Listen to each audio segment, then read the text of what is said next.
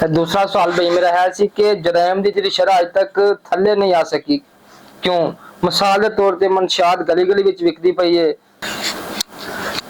वेखो मलिक जवेद साहब, जड़ा ये बहुत वड्डा मसला वे मनशियात दा, क्राइम दा, जड़ा भी तुसी क्राइम दे मुतल्लिक जिन्नियां भी बुराइयां दसियां ने बिल्कुल शादरा च एग्जिस्ट करदियां ने। दरअसल मसला है वे कि इत्थों दे अवाम ते इत्थों दे सियासतदान ए दोवें ही अपने आप नाल अपने इलाके नाल मुखलस नहीं है। अवाम इस करके नहीं मुखलस कि जेड़े सियासतदान उन्हां दे जुर्म नो, मनशियात नो, जुए नो, क्राइम नो खत्म कर सकते ने, ये उन्हां नू वोट नहीं देंदे। ये वोट उन्हां नू देंदे ने जेड़े ये मसले बनांदे ने, पैदा करदे ने, वधांदे ने, या जिन्हां नू इन्हां तो फायदा हासिल हुंदा वे।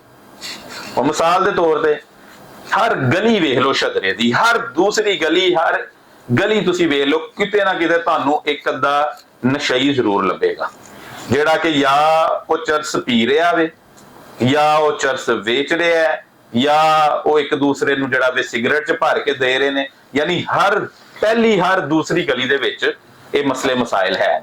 हुण ओदा सिलसिला ये वे कि कोई भी इनू हल करन ते तैयार नहीं है।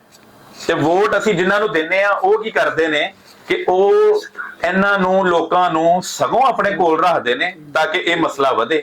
ਮਿਸਾਲ ਦੇ ਤੌਰ ਤੇ ਜਿਹੜੇ ਨਸ਼ਈ ਨੇ ਇਹਨਾਂ ਕੋਲੋਂ ਇਹ ਨਾਰੇ ਚੰਗੇ ਲਵਾ ਲੈਂਦੇ ਨੇ। ਇੱਕ ਦੋ ਦਫਾ ਪੁੱਛਿਆ ਤੇ ਇਹਨਾਂ ਨੂੰ ਕਿ ਜਨਾਬ ਇਹ ਮਨਸ਼ਿਆਤ ਕਿਉਂ ਨਹੀਂ ਖਤਮ ਕਰਦੇ?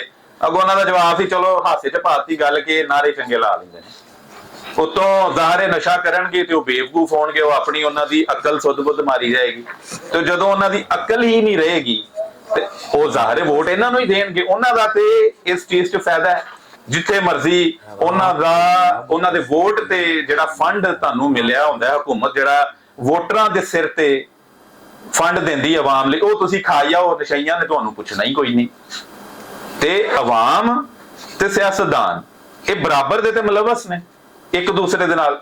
ਹੁਣ ਪਿਛਲੇ ਦਿਨਾਂ ਦੀ ਇੱਕ ਗੱਲ ਏ ਕਿ ਰਾਣਾ ਵਾਜਦ ਸੀ ਇੱਕ ਧੈੜ ਦੇ ਇਲਾਕੇ ਦੇ ਵਿੱਚ, ਉਹਦਾ ਵਾਲਿਦ ਫੜਿਆ ਗਿਆ, ਫੌਤ ਹੋ ਗਿਆ ਰਾਣਾ ਵਾਜਦ। ਉਹਦਾ ਵਾਲਿਦ ਫੜਿਆ ਗਿਆ ਥਾਣੇ ਤੇ ਪਤਾ ਚੱਲਿਆ, ਪੁਲਿਸ ਨਾਲ ਰਾਬਤਾ ਕੀਤਾ ਜੀ ਕਿੰਨੇ ਪੈਸੇ ਲਏ, ਪੁਲਿਸ ਨੇ ਕਿਹਾ ਜੀ 10,000 ਰੁਪਇਆ ਦੋ ਤੇ ਅਸੀਂ ਇਹਨੂੰ ਛੱਡ ਦਿੰਦੇ। ਉਹਨਾਂ ਨੇ ਕਿਹਾ ਅਸੀਂ ਇਹੀ ਸਾਡਾ ਇੱਕ ਸਿਆਸਤਦਾਨ ਨਾਲ ਤਲਕ ਹੈ, ਅਸੀਂ ਉਹਦਾ ਫੋਨ ਕਰਾਨੇ ਆ ਤੇ 10,000 ਵੀ ਬਚ ਜਾਏਗਾ, ਫ੍ਰੀ ਚ ਛੁੱਟ ਜਾਣਗੇ। ਉਸ ਸਿਆਸਤਦਾਨ ਦਾ ਫੋਨ ਕਰਾਇਆ ਤੇ ਉਹਨਾਂ ਨੇ ਕਹਿਤਾ ਪੁਲਿਸ ਵਾਲਿਆਂ ਨੇ 50,000 ਰੁਪਇਆ ਲੱਗੇਗਾ। ਹੁਣ ਤੁਸੀਂ ਲਾਓ ਹਿਸਾਬ ਕਿ ਇਹ ਤੇ ਸਾਡਾ ਮਾਹੌਲ ਹੈ ਕਿ 40,000 ਰੁਪਇਆ ਵੱਧ ਗਿਆ, ਯਾਨੀ ਉਹ 50,000 ਚੋਂ ਸਮਝ ਲਵੋ 25,000 ਉਹ ਸਿਆਸਤਦਾਨ ਦਾ ਸੀ ਤੇ 25,000 ਪੁਲਿਸ ਦਾ ਸੀ।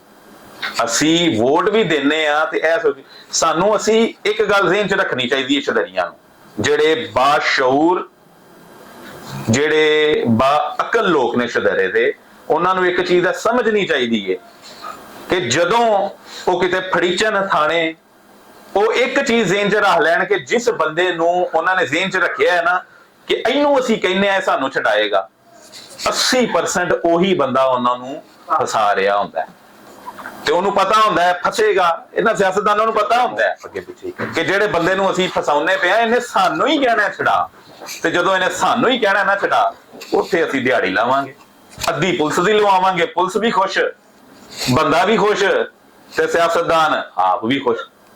ਇਹ ਸਾਰਾ ਖੁਸ਼ ਰਹਿਣ ਦੇ ਚੱਕਰ 'ਚ ਸ਼ਦਰੇ ਦਾ ਬੇੜਾ ਗਰਕ ਕਰਤਾ ਹੋਇਆ।